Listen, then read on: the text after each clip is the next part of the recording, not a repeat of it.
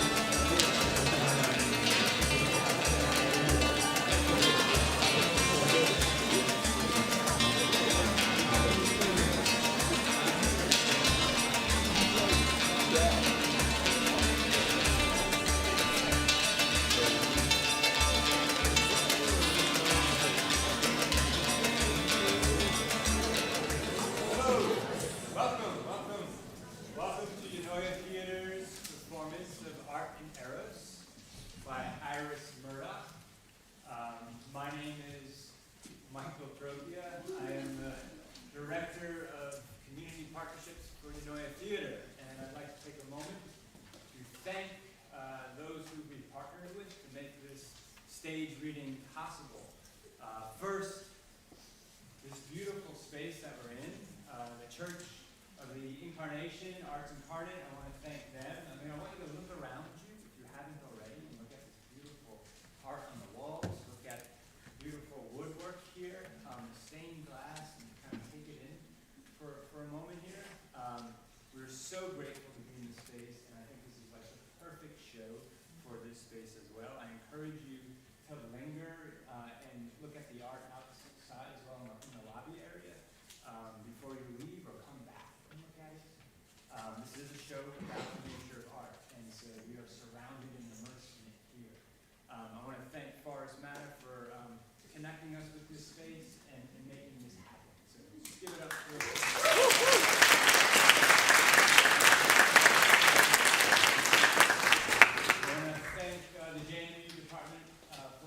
Philosophy and Religion for providing us with support, for doing this program as well.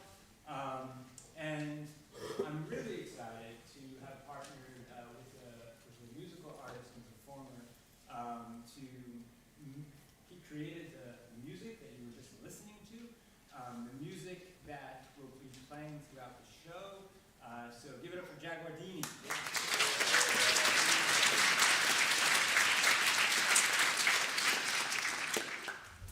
So, speaking of listening, if you would take these things here and silence them, like right now, that would be amazing. Because not only would I appreciate it, but the performers would appreciate it, and the people sitting around you would appreciate it. We are back in the 5th century BCE in Athens. There were no phones. So keep that in mind. Also, there's no intermission. This is about an hour-long show or so keep that in mind as well. As I said, I mean, even though we are in 5th century BCE Athens, I think we can also say that wherever we find ourselves, whatever millennium we find ourselves in, whatever century we find ourselves in, whatever place, city we find ourselves in, it will always and forever be here and now, right?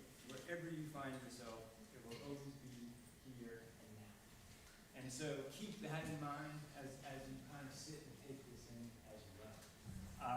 So now, without further ado, I hope you enjoy and I hope you find it stimulating tonight's production of Art and Eros.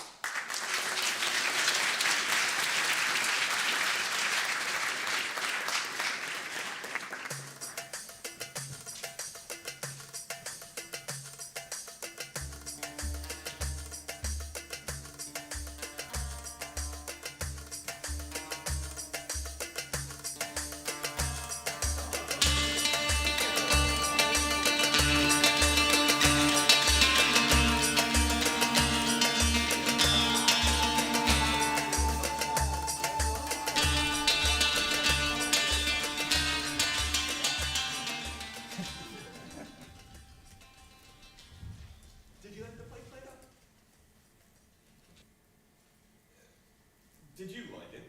No, I never did. Well, why do you go then? Well, one must keep an eye on the theater. It is an influence. I believe it all when it's happening. Well, they say you shouldn't do that. You should sort of realize that it's a play and... Well, how can you not? The actors speaking in these pretentious and unnatural voices. Plays aren't serious. The theater is cheap magic. Toys for conceited directors. A chance for half-educated people to think they've understood something. It's unimportant. Well, nothing people like so much is unimportant. Yes, everybody loves the theater, not just us intellectuals. Art is all in the mind. It's not in the play. We invent the art experience ourselves. So we all have different ones that... I mean, I must say, I think the theater's done everything now after what we've had today. We've seen it all. People always think their art is the end of art. Zeus, whoever he may be, if he cares to bear this name. The theater is humbug, but who wants it to be like life? It's escape. Yes, who wants to be like a horse stage and private fantasies in the audience. Oh, it's magic, all right. I mean, did you see that audience? How many? 10,000?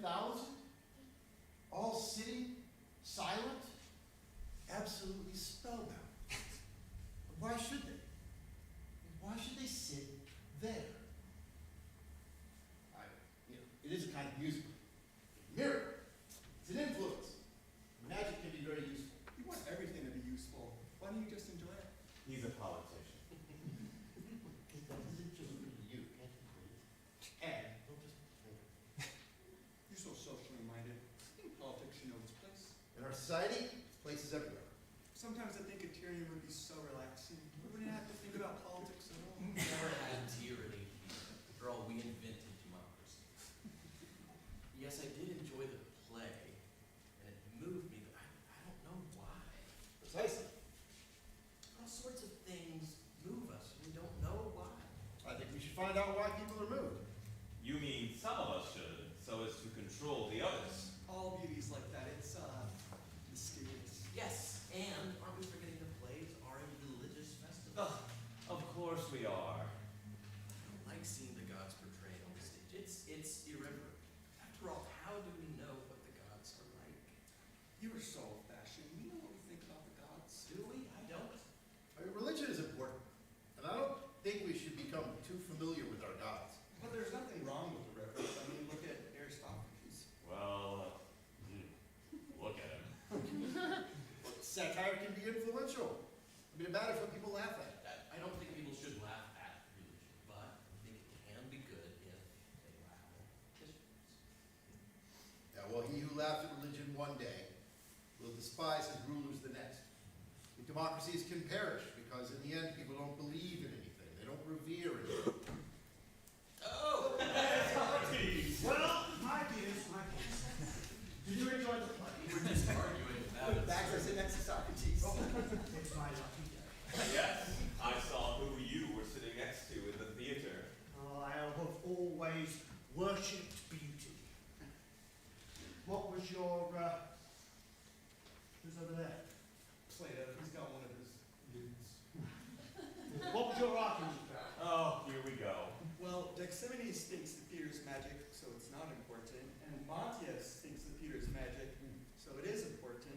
And Acastos thinks we shouldn't portray the gods. And Montius also thinks it's bad to laugh at people. And And, what do you think? I think it's fine. But we were wondering what the theater is for. Need it be for anything? Everything is for something, isn't it, Socrates? What are you for? Need you ask. He is young and will have many uses. Dexemenes says the theater is false. Can What? we say that art is true or false? I'd rather say good or bad. That is, good for us or bad for But us. then you're assuming that... Wait, not so fast. You see, this is a difficult question. Shall we try to sort it out? Oh, you sorted out Socrates. Well, listen. Shall I ask some questions and get someone to answer? Who is to stop you, my dear? Who shall answer? Let us have the youngest. Then, if he makes mistakes, he need not blush. Who is the youngest? Callistos. No, Plato's the youngest. I think Plato was communing with a god, if we should not mistaken. You shall answer. Well, all right, but please don't be cross if Well, Socrates is never cross. Good job. Perhaps we should start by considering art in general, and then move from the general to the particular. Do you agree? Yes. Yes. Yes. Now, we speak, don't we, of the arts as a family, but isn't it odd that we should classify them all together when they're so unlike? Now, it seems that we can see a common quality. Shall we attempt a definition of art? Yes. Then, later, we can see whether it can be called true or false, or good or bad, or whether it even has a use. Now, this won't be easy, I think. Now, it seems we can see a common quality. So, how would you define art? Well, art is the Odyssey. It's the Iliad, Antigone, the statue of Athena on the Parthenon, it's music, it's... Wait. Now this list could go on forever. These are examples of art, but what is the artiness which makes all of these different things art? You mean all art? Yes. Any art? Well, art is copying. Why do you suddenly say that? And what do you mean by copy? I mean like paintings, or like the imitations of men and animals like you see on the Acropolis. Art tries to be what things are really like. And the best art is the most like. Yes. Well, you're contradicting what you just said now. So is a sculpture better than a painting? Well, Because painters represent men in 2 dimensions, whereas sculptures, they represent men in 3 dimensions. Be brave. yes, that's better.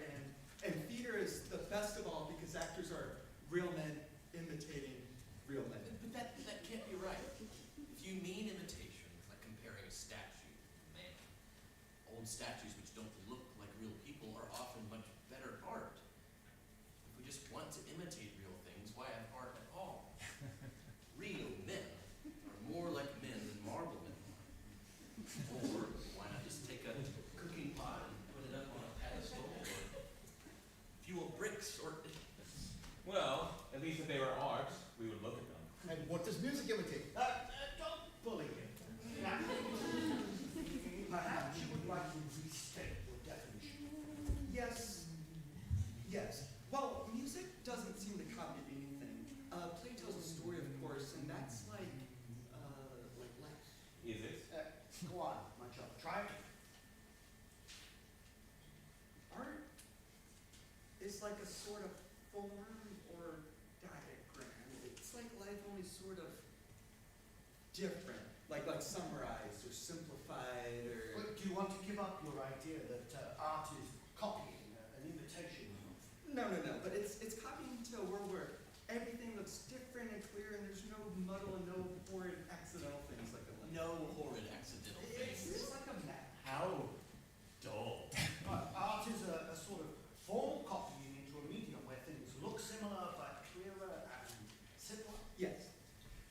Before you came, Callistos was saying that art was fabulous, marvelous, and beautiful, and made him happy, and so on. So why don't you say that now? Why did you suddenly say art is copy? Because I know Socrates likes a clear answer, even if it's wrong. Well, why did you start by talking about painting? Well, it seems most like what art's really like. I mean, here's the thing, and here's a picture, and you can sort of measure one against the other, sort of. Do stop saying sort of. Yes, and we often express ideas in visual images. That's when we say of music that it's high or low. Now, I'm touched that you tried to please me by saying something clear, but perhaps your idea is still too simple. You spoke of an exact copy, then you spoke of a schematic copy, like a map. Now, don't you want to add something? Now, when you came out of the theater today, you were excited, happy. I think we should start again. Yes. What I said about forms and maps, that sounds dull, and art isn't dull. It's emotion and excitement, and some art is feeling like music, or when you're in the theater and you don't even know what on earth it's about, but your heart beats, and of course, painting isn't exciting like that. Oh, come on. Isn't it? You mean like Sometimes. pictures, like those special pictures in Durkin's house? Yes, that, but that's sex. Oh, come on. Isn't art about sex? Well, Oh, don't blush.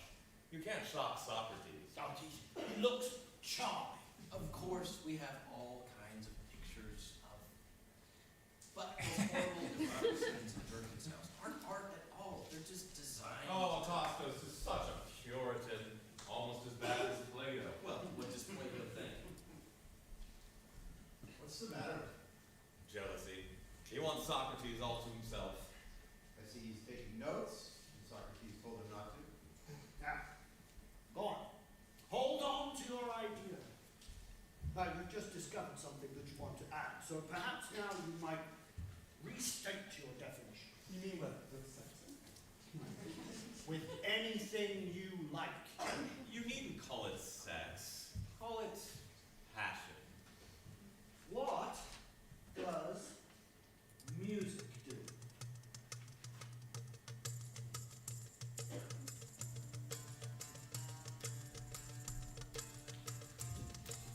It expresses feelings and emotions. It makes you feel as if a musical pattern of strings your soul into your body. Don't you want to put something like that in the definition? Oh, Yes, art is expression of feeling, the communication of emotion. All art is like music. You said it was like painting. Now you say it's like music, and you use the word passion. Now you want to give up your idea that art imitates the world. It won't do for music unless music copies something you can't see. Some say the gods are always through geometry. Perhaps they're always composing music. Like that, sometimes we overhear a little.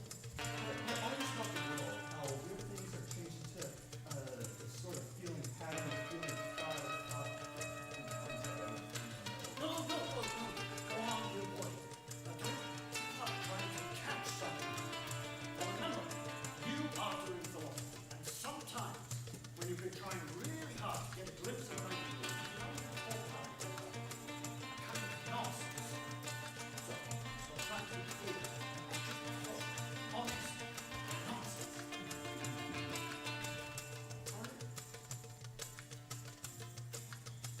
Art is a sort of vacuum or because it is about the world. No, I'm not sure about music, and it has a pattern of feeling.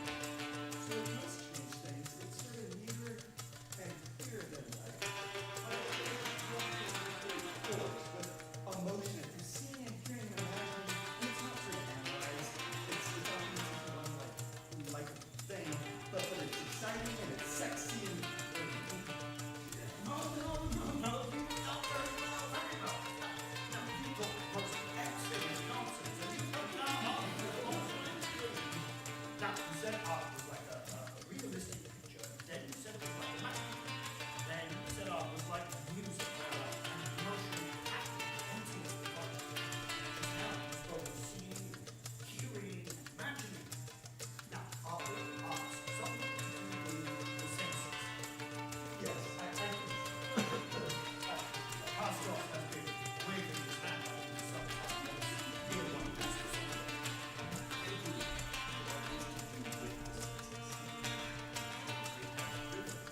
And symbols, pictures have shape, colors, and the body is involved, meaning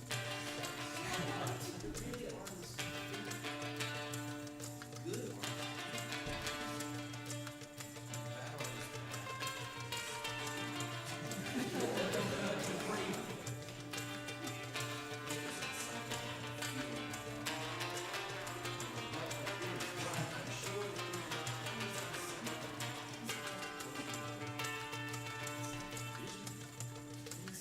knowledge,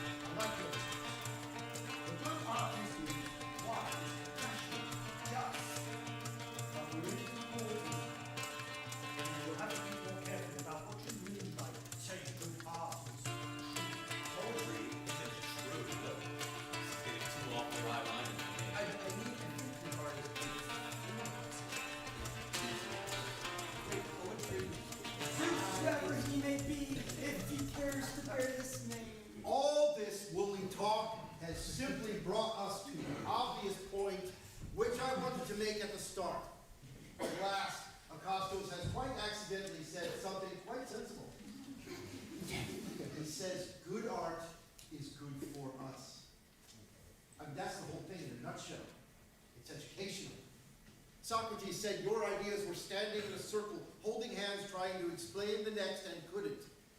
My idea breaks the circle. Think of art as education. Everything becomes clear. It answers all the questions. It's clear why we classify the arts together. It makes sense of music. It clarifies this notion of morality, which Costos has introduced. I don't mean that art is education. You said so. I said it was good for us. But what's the difference? I'm concerned with politics and social life. Unlike some who are only interested in their own private, messy little feelings. Politics is not self-centered. It is to do with other people, with caring, with society. The essence of politics is explanation. It is persuasive explanation. I thought the essence of politics was coercion. I said persuasive explanation. Another name for this is rhetoric, and it explains the nature of art. Art is rhetoric, not copying, not music or thought. Rhetoric. You stun us with the simplicity of your idea. Well, it's so clear. And that's how we distinguish between good art and bad art. Good art makes good citizens, bad art makes bad citizens. It is as simple as that. Do you define good art as art which benefits society? Yes. Oh, no. The really useful and valuable arts are the ones which can make plain statements, stuff you can understand. Lots of poetry is very obscure, or personal, or erotic. Well, art which is private and obsessive is bad. It distracts people from the real world, from the public world. But I thought it should have been obvious, and it should be of interest to Acostos, which has his concern for truth. And erotic art makes people think that sex is the whole point of life. Isn't it? All art can be used as pornography. Art happens in the mind. Even great art isn't sacred. We all have obsessions. You have. But art which is solely concerned with sex and personal relations, it's selfish, it's untruthful. Wouldn't you agree, Costa?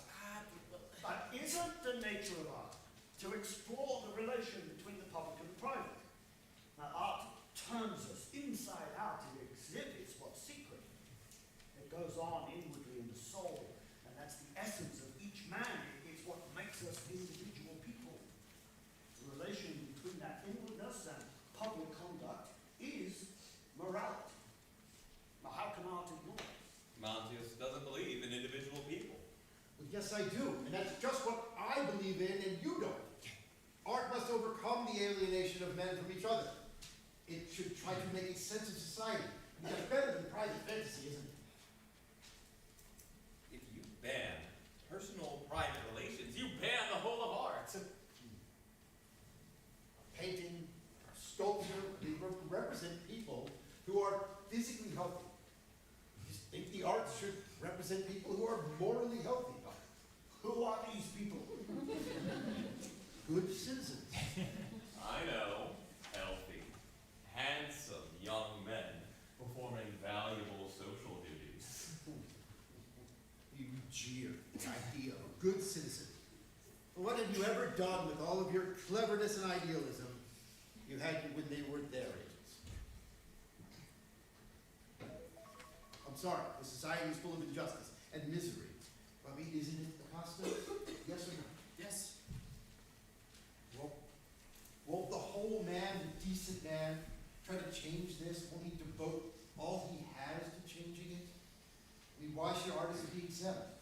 Why shouldn't they use their talents to help society? Art is thought concealed in an emotional package, as Acostos said. I did it. I don't think I did. What? And education is important, but it must be simple. Callistus made a distinction between realistic copying and formal schematic representations like maps. Now, what would your simplified art be like? Formal and schematic, but realistic enough to be plausible. The meaning must be clear to everyone. And not just to us intellectuals, as Callistos would say. Precisely. Intellectuals are usually self-indulgent people who think refined private thoughts and then neglect the public good. But you're an intellectual. He's a boss type intellectual. You want art to be propaganda. I mean, all art is education. All education propagates values. They might as well be the right values, you know? But if it's propaganda and persuasion, then it isn't true. Socrates told you what to think by what you mean by true. When we make moral judgments on people, we're trying to persuade them. We're trying to affect their conduct, aren't we? I mean, aren't we? Well, look, you admire Pericles, don't you? Yes. Or wasn't he a persuader? A great rhetorician? All of those marvelous speeches. You've got to encourage your citizens, make them confident, proud of their state. Give them a glorious past. It matters how we see our past. Isn't that obvious? Some things are better forgotten. Some things must never be forgotten. We never let anyone forget that we defeated the Persians. All right. Every country has selective tradition. And most Persians have probably never heard of the Battle of Marathon. But what you call selective tradition is lying. You want to tell the truth about the past. You keep using this word truth as if it were some sort of decisive weapon, or even a reasonably clear idea. History is persuasive speculation. It's fabulation. I mean, what can we really know about what happened? Literature invents the past, and that's why it's so important. It must go on inventing the past that the present needs. You make it all sound like lying. It's bound to be what you call lying. I want it to be useful, to be purified lying. Purified lying. That's good. Art isn't nature, isn't even realism. I mean, words can't express things. They can't go out and touch them. Words aren't mean. Wait. Are you saying that we can't know the past? We can only make up useful stories about it. And now you're talking about language generally. You mean words can't picture reality at all? That's what I mean. Well, how do you know? Do you look at words and then at reality and... Yeah, I mean, well, yeah. There's no such thing as reality or nature. Well, it's not just sitting there. I mean, we make out the words, ideas, concepts. So language just doesn't refer to Wait. We must see what Mantias is up to, what he really wants. Metaphysicians usually want something. Now, of course, words are not just names. And the operation of language is very complicated. We use all sorts of conceptual tricks to relate to our surroundings, and we often disagree about how to do it. Well, it certainly does not follow from this that there is no independent world such as common sense takes for granted. Of course there's an independent world. Not a bad argument. No, it's a stupid argument, as you perfectly well know.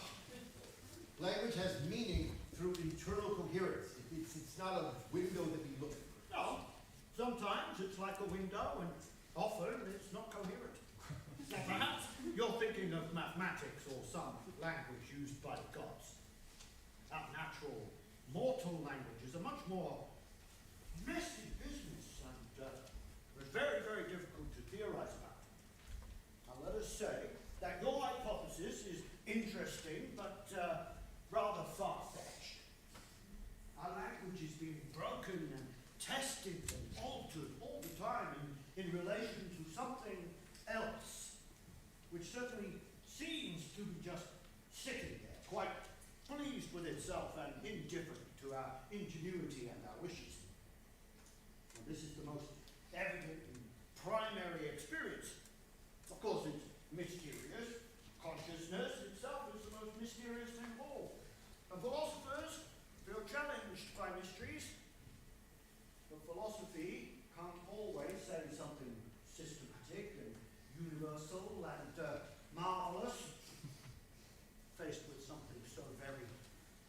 difficult. I think we should be careful and modest and hold on to common sense and our ordinary conceptions of truth. Reality resists us. It is contingent. It transcends us. It surprises us. Language is a struggle. We live on a borderline. We must have words and reality, or we can't distinguish true and false. Well, I think Matthias would like to blur or reinterpret that distinction. That is his point. That is what his metaphysical theory is for. He would like to substitute useful or useless or coherent or non-coherent or perhaps significant now and not significant now. He would regard this as a political idea. Well, yes, and an obvious one too. Language makes men. It speaks men. It determines what they see and understand. It's not just an adventure playground for writers.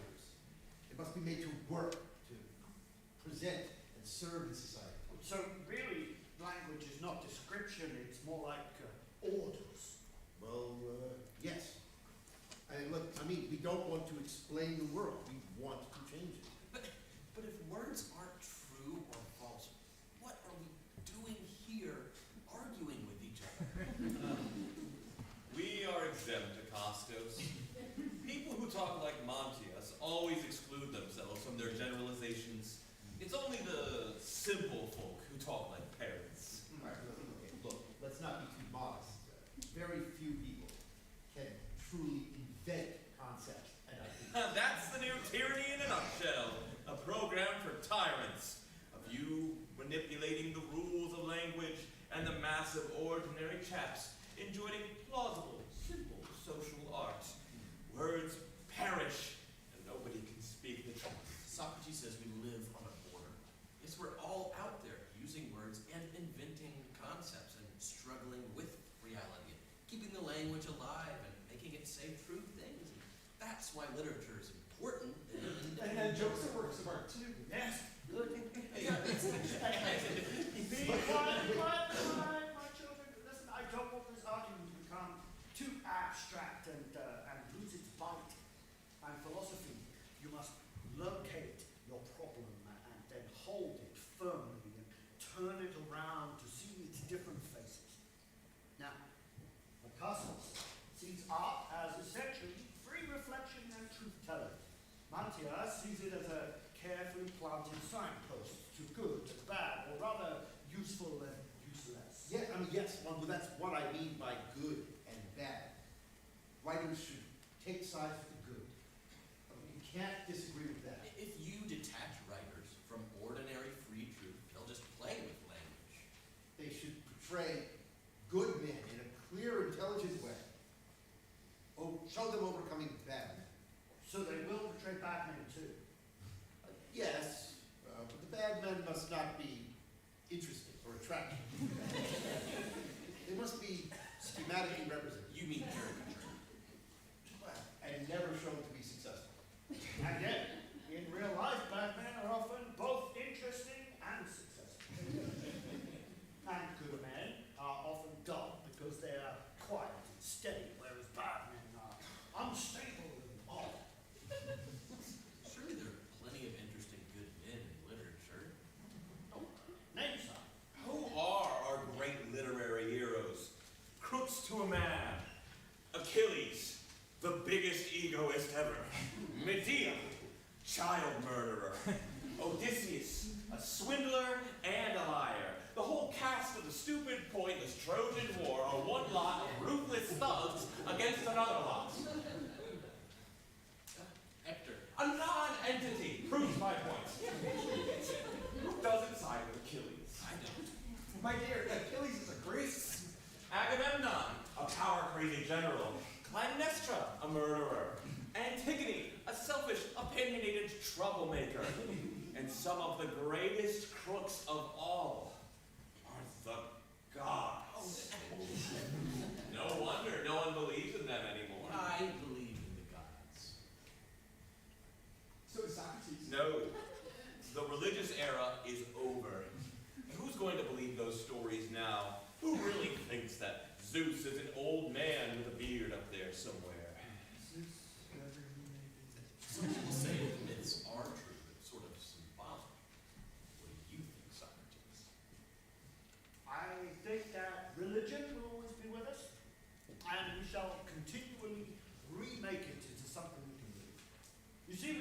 certain that goodness rests upon reality.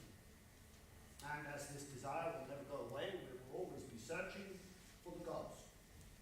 Now we want to love what is pure and holy, to know that it is safe, Safe? inviolable, indestructible, real. Do the gods exist? Well, here we reach the end of what words can do. Now the gods concern the inmost heart of each man. And about this, he can only speak to himself and to them. Can't we always invent language like the poets do? Well, there is a great distance between the human and the divine. Well, we must hope that the gods will come to us, and perhaps there is something in us which belongs to them, and which they will claim in their own way. A man should follow virtue, and look toward the good, and be content to know what he cannot say. But does goodness rest upon reality? Yes, my dear. No sensible politician wants to destroy religion. Religion is an image of authority, and people must take the exercise of authority for granted. That is the mystery of government. That men will obey other men, or that many men will obey few men. Nothing can be more disastrous for the state than the disappearance of a generally accepted religion.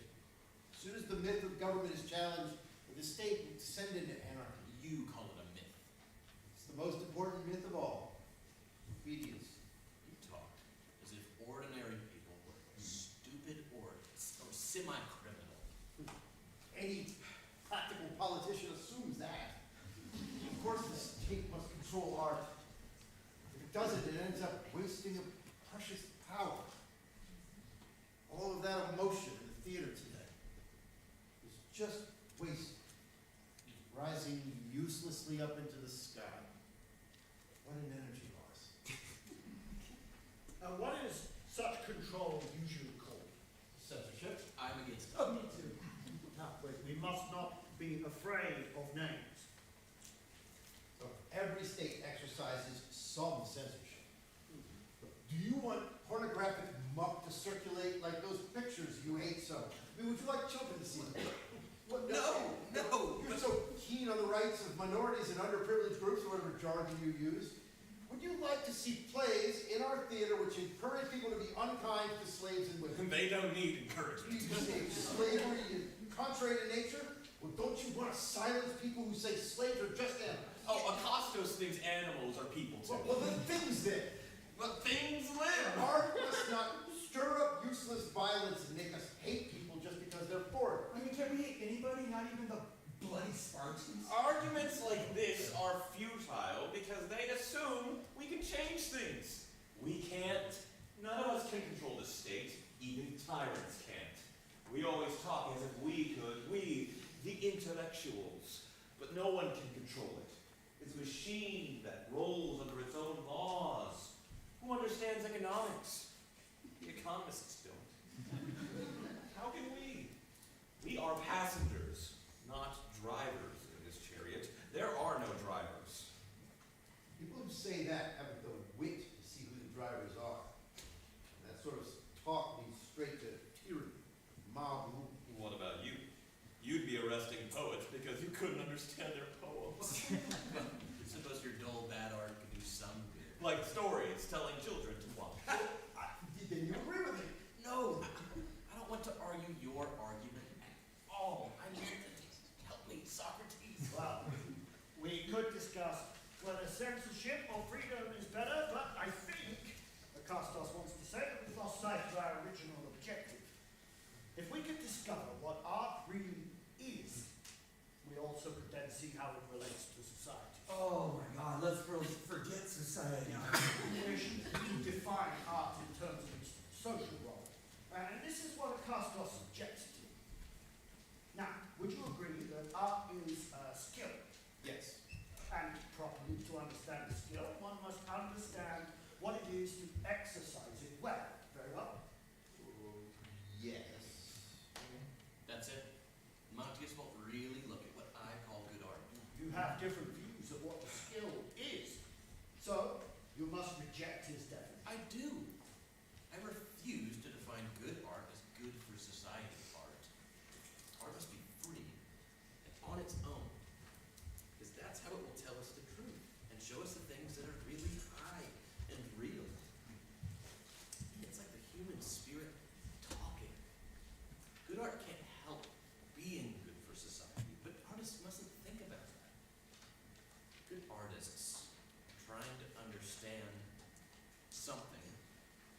show something which they see.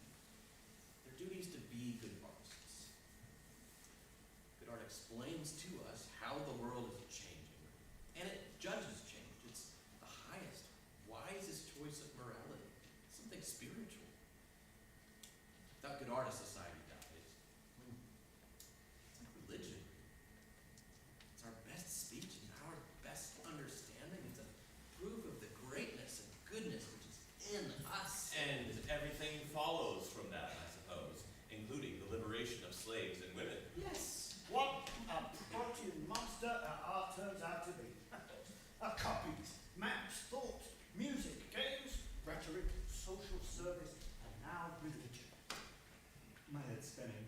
Pass the wine, old cock. Oh, cock. You see what we call inspiration. Oh, he's off again. Whoa. Did I hear a sound? Did young Plato utter an observation? Or did some passing god groan at our follies? What nonsense you all talk. I don't mean Socrates, but he's just making you hold forth and not correcting you. You correct us then, dear boy. Oh, we have so far lacked the benefit of your opinion. No, it is so. Plato's so emotional and extreme. It's so cross. You mean he takes it all seriously? There's no need to be unkind. Would you like to join our conversation? Yes? Yes, please. Then be a little kind to us. If you roar at us like wild beasts, we shall be too frightened to talk to you. I box his ears for him. Of course, we are philosophers and Plato's a poet, so we must make allowances. At least you can tell us who you agree with. I agree with Dexamnes. Oh, I'm touched by this unexpected tribute. Art is lies. It's fantasy, it's play, it's humbug, it's make-believe. The theater is rubbish. Dear boy, don't shout at us. Either talk seriously and honestly or go away. And I think philosophy is lies too. How can you say that in front of Socrates? I'm sorry. That can be argued by a philosophical argument too. Now, you want to talk to us, you must join this discussion and not just start a novel. And you've been listening to us and even thought some of our nonsense worthy of writing down. But please, don't say what you don't mean. I'm very sorry. But really, you're all so unserious about art as if it were some sort of a side issue. As if one could say there's the Navy and the silver mines and the war and the latest news about Alcibiades and this and that, and then of course there's art.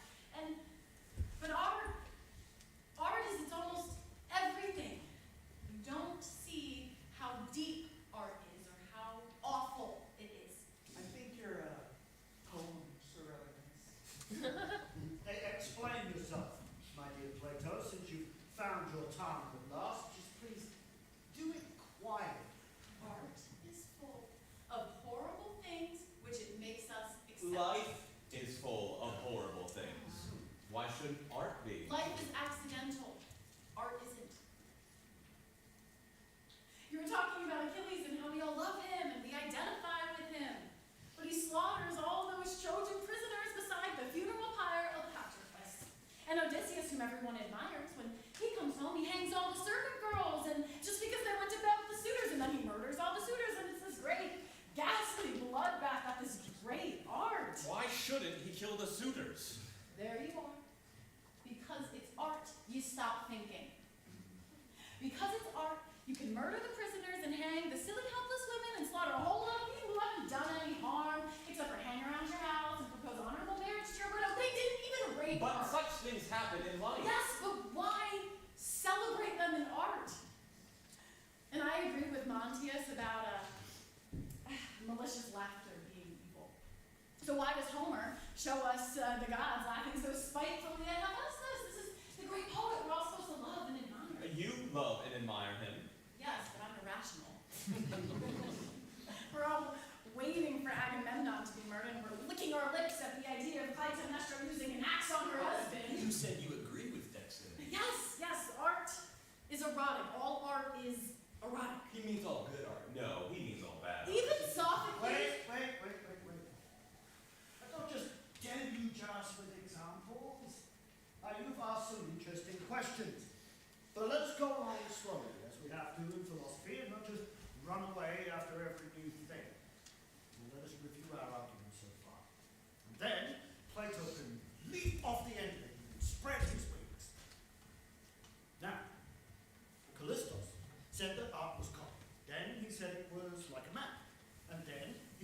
stirred up the emotions and was like music.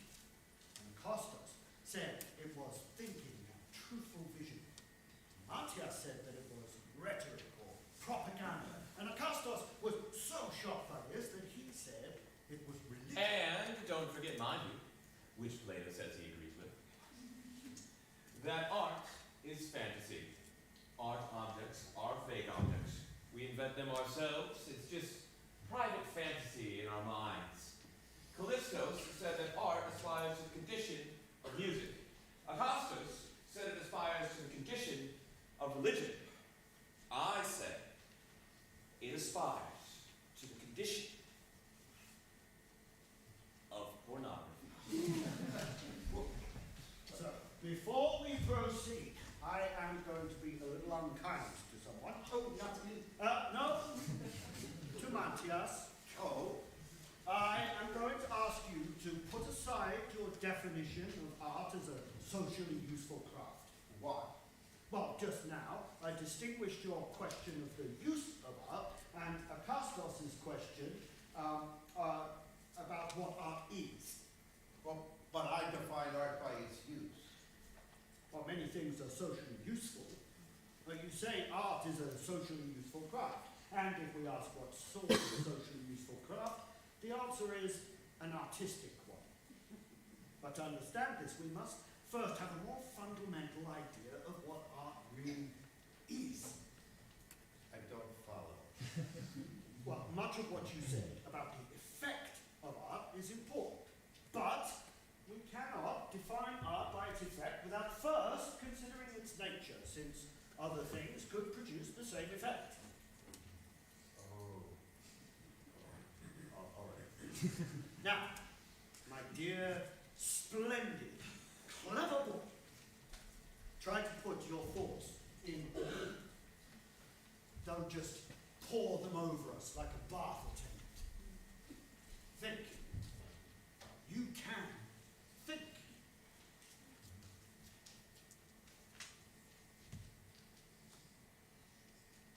Well, of course, we must ask about good and bad art in order to see what art is. Bad art is nothing. It's fantasy. It's like when we imagine ourselves great and wonderful, like sentimental rubbish or Matthias's dull and improving stories. And of course, bad art can be harmful, like pornographic muck and like stories designed to make people hate each other, you know. But to see how dangerous and terrible art is, we have to see what good art is like, why we tolerate it, why we love it, why we sit in the theater. What about inspiration? All right. Good art is not just selfish fantasy, and that's why you want to call it true. But what is this inspiration, and how does it differ from what makes us have these stupid fantasies and daydreams? It's something so deep. You mean it's erotic. I don't want to use that word. Sometimes words are spoiled. I mean, something which can either be good or bad. But sometimes when words fail us, we have to turn to the gods and utter their holy and untainted names. Yes. Let us call it Eros. Art comes from the deep soul where a great force lives. And this force is sex and love and desire. Desire for power, desire for possession, sexual desire, desire for beauty, desire for knowledge, desire for God. And what makes us good or bad. And without this force, there is no art and no science either, and no man. Without Eros, man is a ghost, but with Eros, he can be, what, a demon or Socrates. Socrates is a good deed. But you do mean sex, don't you? Not in your sense. Love. Then Love. What's that? A tyrant loves power. A lecher loves women. Dexemenes loves music. Or it can be intellectual.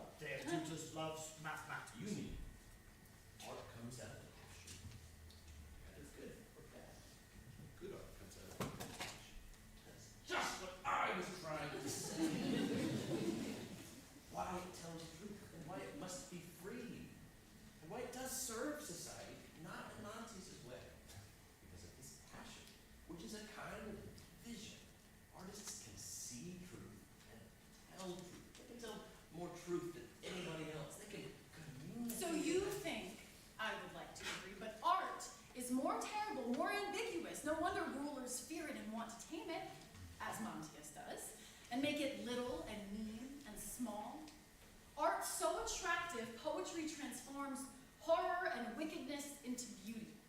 Art can make terrible things into wonderful things, and that is the biggest lie of all. Call it a half-truth.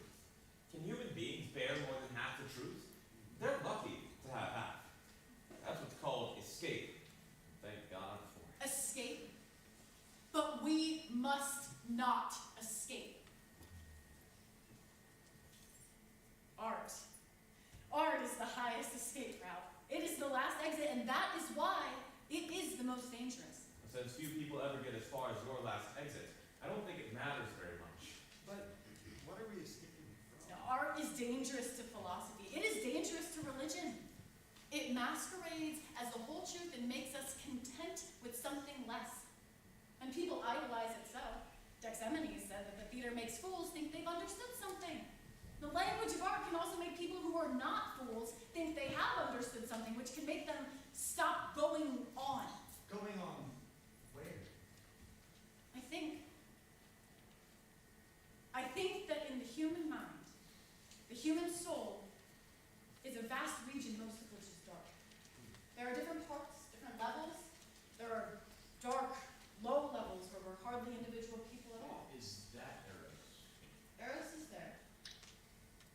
This darkness is sex, power, desire, inspiration, energy for good or evil. Many people live their whole lives in this sort of darkness, seeing nothing but flickering shadows and illusions like images thrown on a screen. The only energy they ever have comes from egoism and dreams. They don't know what the real world is like at all. Not only can they not understand any difficult thought, they can't even see ordinary things, like that cup of wine or the face of Socrates. Because anxiety and selfishness are making them blind. They live behind a dark veil. Do you mean evil people? Sounds like most of us. And then there's another level where people understand little about the world and live by habits and a few simple ideas. Dull. They have illusions too. Like accepting conventions and prejudices without thinking of them and being selfish in an orderly, prudent sort of way. Buying things for their houses and so on. That sounds like most of us too. All of these people are like living in a cave. They only see shadows. They don't see the real world or the light of the sun. But then sometimes some people can get out of the cave. This all sounds rather elitist. When they get out, they're amazed and they see real things in the sunlight. Their minds are awakened and they understand.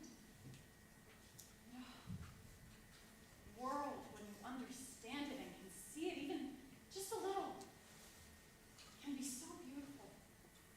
And the anxiety and egoism go away and your eyes are unveiled, and perhaps it's only for a short time because the light of the sun dazzles you. You begin to know what Acostos calls the truth and see the difference between truth and falsehood in the clear light of truth itself. Like when you really understand mathematics. Yes, like when you really understand anything. And that's difficult. I don't mean slick cleverness, I mean something which shakes the whole soul and opens it into some large brightness, and this is love, too. When we love real things and see them clearly in distinct light. What about the people they've left behind in the dark? When we begin to know and find out it's wonderful, it's like remembering, it's like we're coming home to the spiritual world in which we belong. Is this some sort of religious thing? But then, the highest thing of all, there's wisdom. And all the things you understand, the hard things, they come together somehow when you see they're connected. And that's real wisdom, which is goodness and virtue and freedom. Real freedom, like what most people who talk about freedom can't even conceive of. It's not just intellectual understanding, it's spiritual. It's when we really think in our hearts about the gods, like Socrates said, and that's Eros too. The high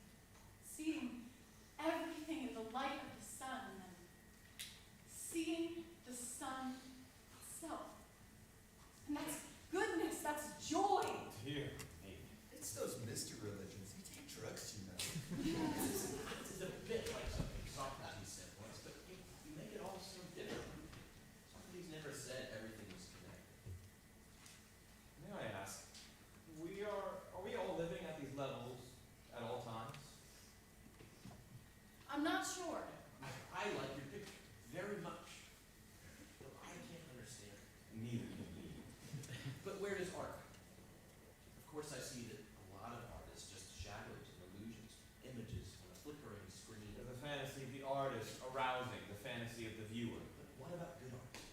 Is there any? Oh, come Of on. course, yes. Don't we deceive ourselves? We want to worship artists because they save us the trouble. They give the illusion of thinking great thoughts. But art is never far from fantasy, and the people who enjoy it degrade it even further. Art isn't something up in the heavens in an airtight box looked after by Apollo. It's just words or pictures people find attractive. But language does refer to a separate reality. That reality is separate, is my point. Any language depends on some sense of true and false, but language is only as good as its user. Most people only believe in themselves. They don't really think other people exist. They don't explore the real world. It's too difficult, painful. And their language is weak and limited, just a network of illusions. And of course, many high things can be hard to express. Hard to say at all, except to somebody who understands. Language travels with the soul. It becomes pure through trying to tell the truth.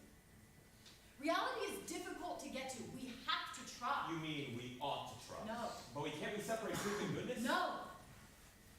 They're interlocked. That's just where art misleads us.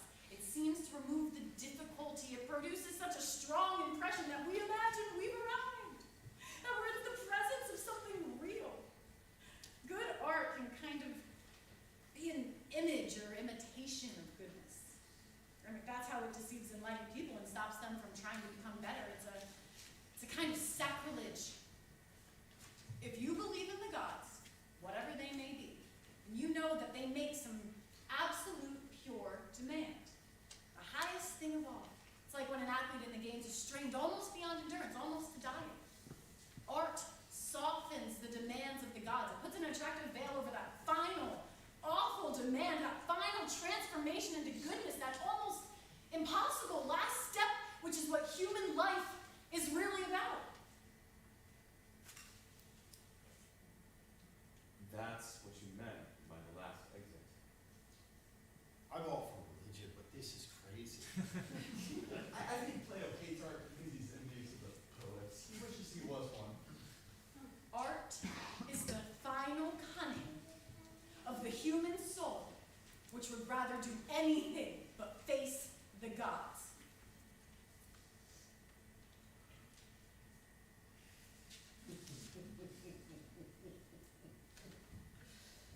Oh, you have spoken beautifully and given praise to that and to those to whom praise is due. And perhaps with this hymn of praise, we ought to end our discussion. No.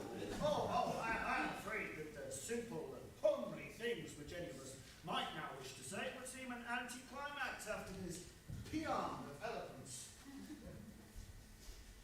But since art has found such a potent enemy, perhaps a humble devotee might say one or two things in her defense. Now, we must not be too stunned by our young friend's rhetoric, for he is a persuasive fellow, and he does what persuaders often do. He makes different things seem the same. He says good art is really the same as bad art, whereas Acastos thinks the difference between them is very great and important. When we find a generally held distinction, we're wise not to blur it before we look to see if it shows something true. Now, it may be that the only art you would praise is practiced in heaven, when Apollo and the Muses delight the ears of the other gods, but here, below, well, the difference is significant. The difference between good and bad art as we know it remains very significant. Now, it is true that we often prefer illusions and magic to the hard task of thinking, and that half-truth may be the comforting place where we stop trying. I don't see why we should try at all. Callistos asks a good question. We try because our home is elsewhere, and it draws us like a magnet. This too is a poetic image, and maybe a comforting one. Now, you said yourself earlier that art is everywhere. And Callistos unkindly suggested that you envy the great poets, and perhaps you do. Art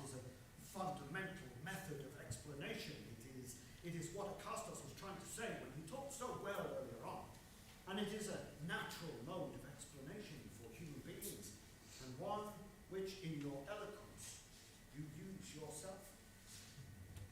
Our home may be elsewhere, but we are condemned to exile, to live here with our fellow exiles. We have to live with language and with words. Now, you have spoken reverently about what is highest, and whatever belief we hold about the gods, we may understand you. You say art consoles us, prevents us from taking the last step. You say that art is an exit or second best. But it may be that human beings can only achieve second best. That second best is our best. Now, perhaps not only art, but all of our brightest speculations, the highest achievements of our spirit are second best. Homer is imperfect. Science is imperfect, and any high thinking of which we are capable is faulty. Not everything connects, my dear Plato. We are not gods. Now, what you call the whole truth is only for them. So our truth must embrace the idea of the second best. That all our thought will be incomplete and our art tainted by selfishness. Now, this doesn't mean there isn't a difference between the good and the bad in what we achieve, and it doesn't mean not trying. It means trying in a humble, modest, and truthful spirit. This is our truth. You mean we can't get all the way? No, Philosophy can get all the way. no. If I thought that, I could not imagine wanting to be a philosopher at all. You will never be a philosopher. You are far too emotional. It may be, even as Acastos said, good art tells us more truth about our lives and our world than any other kind of thinking or speculation. I mean, it certainly speaks to more people. And perhaps the language of art is the most universal and enduring kind of human thought. We are mixed beings, as you said, mixed of darkness and light, sense and intellect, flesh and spirit. The language of art is the highest native, natural language of that condition. And you were right to say that art is not a rare skill. We are all artists. We are all storytellers. So we have to live by art. It's our daily bread, by what our language gives us, by what we invent for ourselves, by what we steal from others.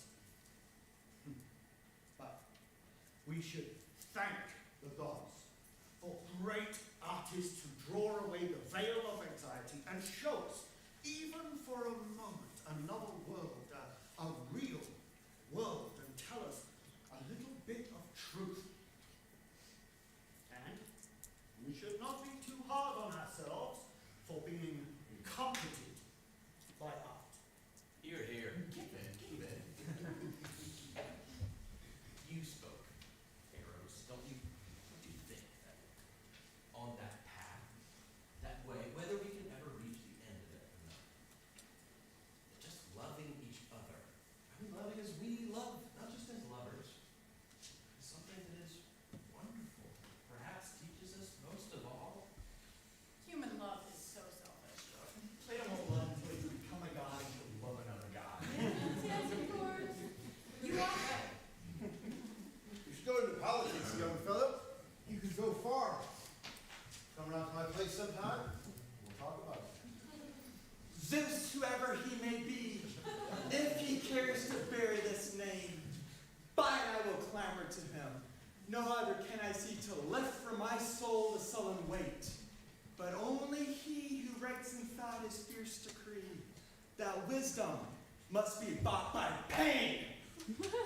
As the slow lake comes again, dripping grief on sleeping men, so will wisdom come, unsought, to those who never What, did you? Oh, stop. Oh, envy, envy. Plato knows he will never be a great Well, poet. I'm going to destroy all of my poems. Children, be at peace and don't tear things up, especially poems. Now, our talk has moved under its own laws to a conclusion and has left us many things to talk about another day. Let me thank you all. Gethsemanes, I thank you for your hospitality and that excellent and inspiring wine. I thank Mantias for so generously holding back his argument. I thank Calstos for being so certain that art is truth. And I thank Plato, who is the youngest, for producing such a great shower of hazy, golden thoughts. And what about me? I thank you for being the most beautiful. I think you did very well. You are the most beautiful, Socrates. And please, let us thank the gods for the gift of love, which Acastos spoke so truly of just now. And thank the God who is love, whom Plato praised with so much poetic eloquence. In truly loving each other, we learn more, perhaps, than in all our other studies.